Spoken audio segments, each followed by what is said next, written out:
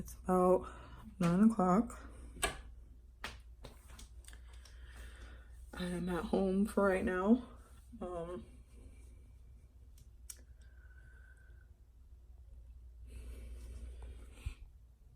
I found out today that we lost the baby. Hi guys, welcome back to my channel. I'm sorry if things are a mess behind me, but there has been a lot going on, so I really have not taken the time to do any housework whatsoever. It's been really hard for me to talk about our miscarriage. We if you're new to my channel, we were pregnant with baby number 4. She was a girl, and we lost her I was 15 weeks and 1 day when I delivered her. Looking back at the day that I went to the doctor, I feel like I should have known something was off. I just had I don't know, just this weird feeling. But I just shrugged it off. I was like, whatever, we got a lot of stuff going on, so, that could be the case. But we went in, everything was, routine, normal. At the time of my doctor's appointment, I was 14 weeks and 5 days. And my doctor went to check for the baby's heartbeat, and there was no heartbeat. Looking at the amount of times now that he tried to find a heartbeat, I feel like he kind of knew, obviously before we did, that there was something really wrong, because she had a strong heartbeat since she was 6 weeks. We literally heard her heartbeat at 6 weeks, going strong. So to listen to silence, essentially, is or your own heartbeat is, I don't know, I can't really, it's kind of like an out-of-body experience for me. You're just like, okay, no heartbeat, so he can't find a heartbeat, so it's gotta be the Doppler's broken, the baby's hiding, maybe it's rolling, whatever. But then you also think okay, something could seriously be wrong, and what do I do next? I think that's the worst part, is just feeling like you have absolutely no control. Because you don't. It's not a controllable thing. It's not something that you can fix or change, and you just kind of have to, go with it.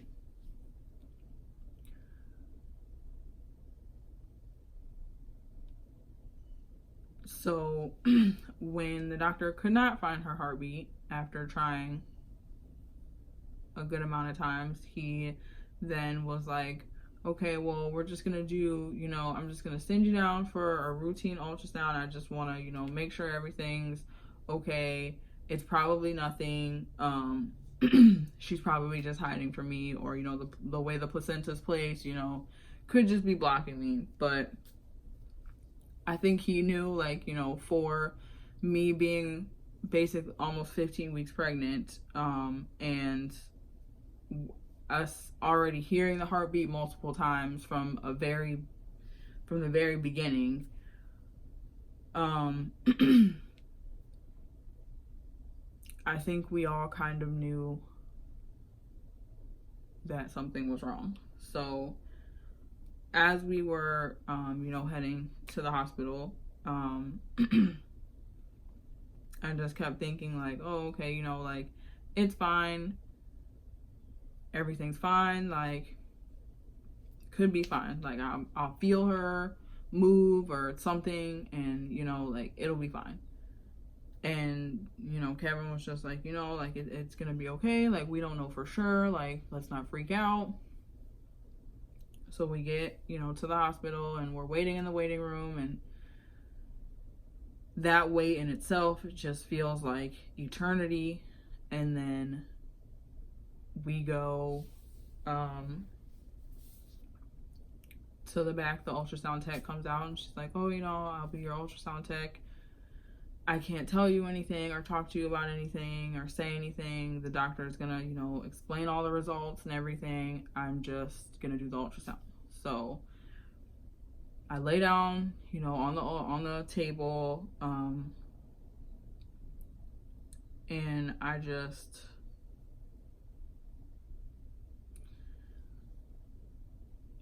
they turn like the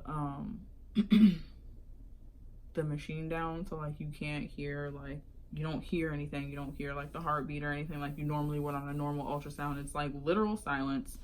The screen is like kind of turned away from you, and it's done like so quickly. Like she is just in there, you know, taking pictures, typing stuff, whatever. But for you, you're just literally laying there in silence because they can't talk to you. And it's just like the worst feeling ever. So we're sitting there in silence, and Kevin can kind of see the screen a lot better than I can. I can kind of see it like out of the corner of my eye. So I'm like straining as hard as possible to see things, and just looking at the screen and then seeing your baby, but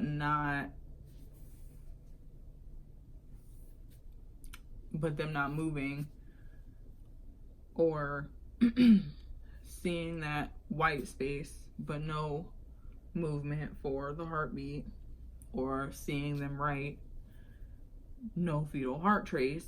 Just,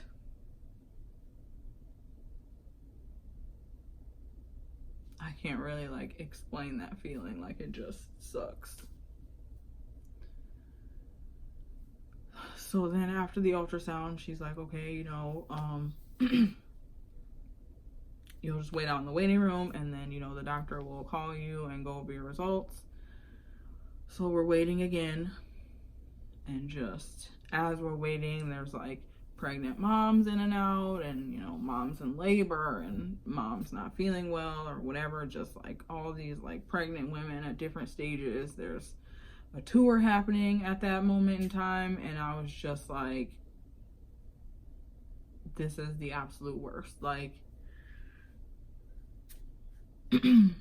we were told, you know, if everything is fine, they'll do the ultrasound, you know, and then they'll get your results, they'll send you on your way, you'll be good to go. But when she told us that we had to stay and wait, you know, for the doctor to come in, that's when, you know, we knew, like, it was gonna be like bad news. Like, they don't want you to wait to talk to a doctor in a closed room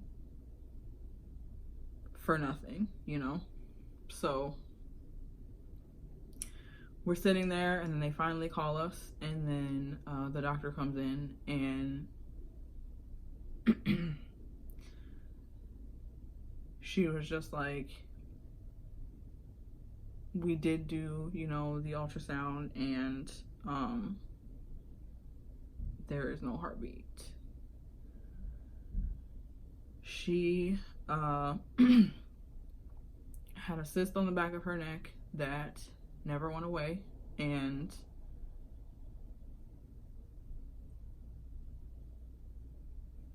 she stopped growing at 13 weeks. And when she said that, like, all I could think was like, okay, so for like an entire week and a half, almost 2 weeks, right after I had just seen the doctor, my baby stopped growing, stopped thriving, stopped living. And I was just none the wiser, just planning and carrying her The doctor gave us, a few hours to figure out what we wanted to do.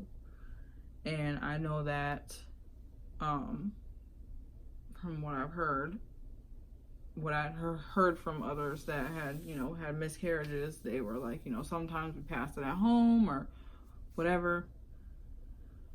So I'm like, okay, I'll have a day. I'll see what happens. But my body had what was called a miscarriage. So it's basically when the baby stops, growing or living. But your body doesn't recognize the loss, so it just continues being pregnant. You continue to do all the things you would do in a normal, healthy pregnancy, only your baby is not alive. So they scheduled me for a procedure where they put linarium, which is basically like seaweed sticks, in your cervix, and they absorb the moisture and then expand and dilate your cervix.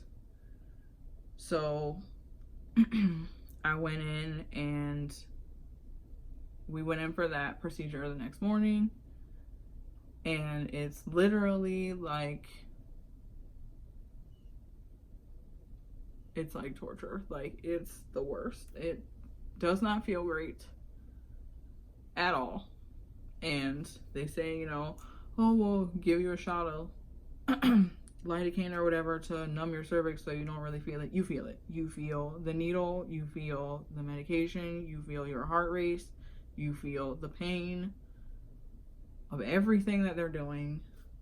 And the entire time you're just thinking,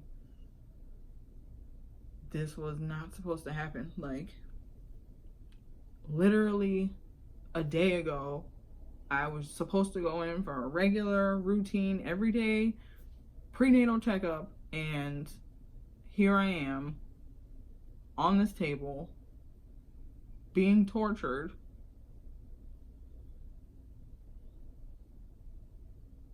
because my body doesn't want to deliver my now past child. So after the procedure, they send me home so that I can dilate. So I basically kind of labored for the night. I was just really crampy and achy and sore and tired. And then the next morning, I had the strongest urge to go to the bathroom. So I went to the bathroom. And then the linarium, both of the linarium sticks, because they put 2 in there, and both of the gauze that they put in there, because they put 2 of those in there too, fell out. And my mucus plug was attached. And I was like, okay, I guess that's normal because, my D&C is scheduled for this morning, so that would make sense. So I went downstairs, took the dogs out, was just doing routine morning stuff before I, got ready for us to go to the hospital. And then I'm just sitting on the couch and I'm talking to my friend on the phone, and I just remember I would just start to rock and sway just rhythmically, and then I would start breathing weird. And my friend's like, it sounds like you're in labor. And I'm like, I don't know, maybe I am. So, I'm going through that. My dog's outside barking at whatever he's barking at. And the barking doesn't stop, but I never get up. So Kevin comes downstairs because he's like, the dog's barking, and normally when he's like barking a lot, you'll bring him inside. And then he's like, oh, okay, like we should probably get stuff together because, in case you are going into labor, today is the procedure, so maybe this is like part of it. So, at this point, I'm still not knowing what to expect, just because obviously I've never done this before. I've never wanted to do this before. It wasn't something that I planned on happening to me. So none the wiser. I've delivered 3 otherwise healthy children. So I had, you know, I never imagined this would happen to me. So,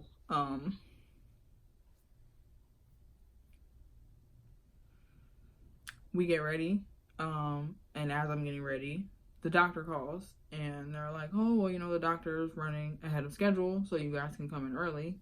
And I'm like, okay, you know, like that makes sense because I'm feeling a little weird anyway. So we get ready and leave. As we're heading up there, I'm still contracting.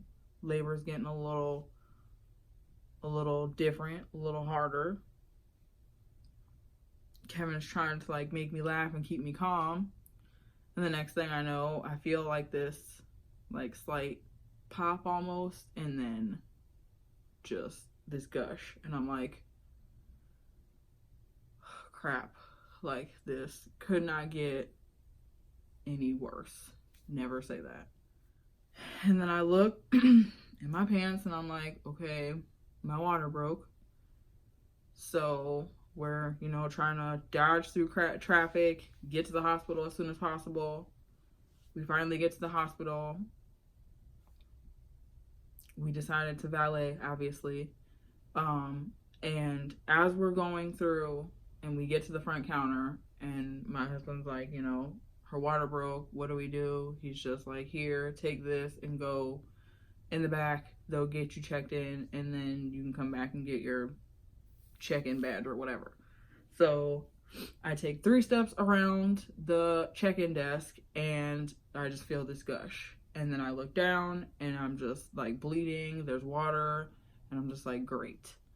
So they like get me in this wheelchair, whisk me off into the back, and like this just feels like this terrifying scene of like a movie, like, or some TV show. And I just remember getting in the wheelchair and then freaking out and then looking up and seeing like other pregnant moms just looking at me with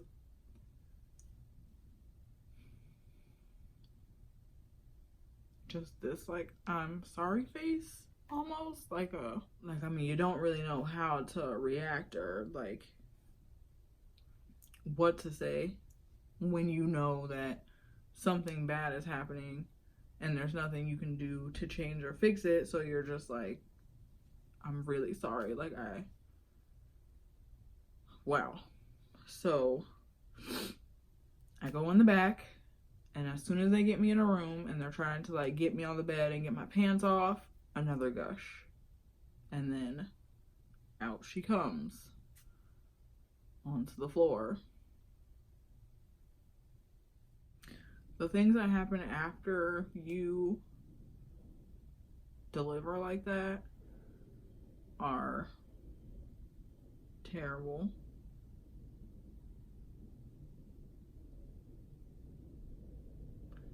I lost a lot of blood and I bled out a lot. It was just really hard to process because it's like I'm already trying to process the fact that I lost my child, but now I've had like this crazy dramatic delivery scene, and now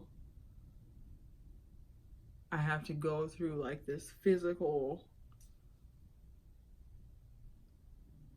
torment that I know obviously they're not wanting to inflict pain on you, but like, you know, it is what it is.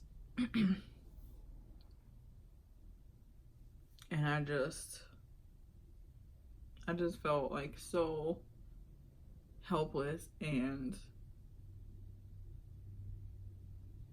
out of control. Just, it was a lot.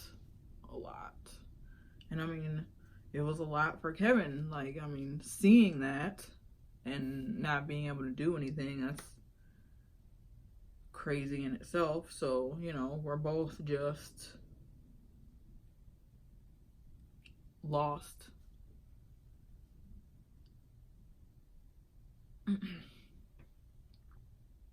So when they're done examining me and everything, they tell me that I still need a D&C because there's still tissue and stuff inside me, and everything didn't pass on its own, so they want to make sure, you know, they got everything, so that way it's clear and everything heals right, and we can try again, and I won't, you know, I shouldn't have issues getting pregnant in the future.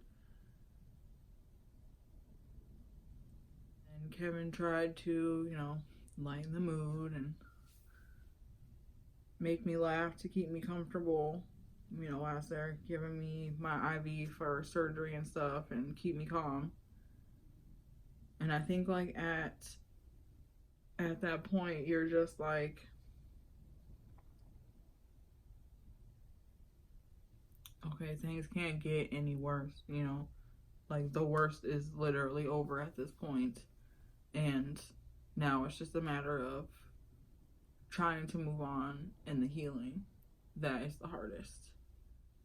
I feel like the healing part is harder than the actual like the procedures, all that. Like, I feel like the healing part is the worst, because then they didn't like wash away your memory, you know, they just like cleared out your womb. So when they took us upstairs for surgery, before they gave me the medication and everything, and put me to sleep before the surgery, they let us see her, and we got to see her tiny little chubby body, but we didn't get any photos of her, or, you know, her last ultrasound or anything. So I only have her first. After my procedure and being in recovery and everything, and then being able to go home, it's just like this really crappy feeling, because as you're being wheeled outside of the hospital, so are new mothers that are going home with their babies.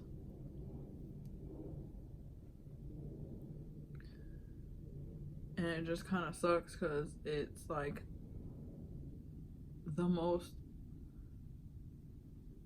lonely feeling ever.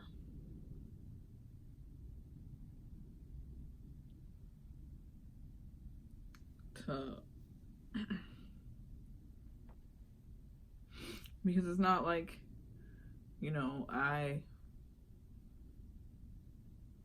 it's not like it was some fluke to where like I got pregnant and then I was like, oh, I didn't know I was pregnant, you know, I was only 3 weeks pregnant or whatever. It was, you know, some spontaneous miscarriage that happened so early on that nobody even knew I was pregnant or anything like that. Like, we knew, like, we had a gender reveal. We knew her gender. We knew she was a girl. We named her. We told people. We saw her. We heard her. I felt her. It's just a lot that goes through your mind, I feel, when you have a miscarriage. I feel like people don't really know what to say to you, or they're like, oh, well, at least you have kids, you know. And it's like, yeah, you know, you're right, because one child replaces another. Like, no, that's not how that works either. Like, and I get that it's, you know, a lot of people don't really know what to say or whatever, but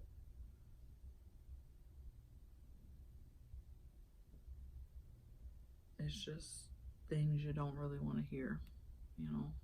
In that moment, you're not gonna feel the same as that person. ever. I'll never feel like I understand, you know, why these things happen or anything like that. It just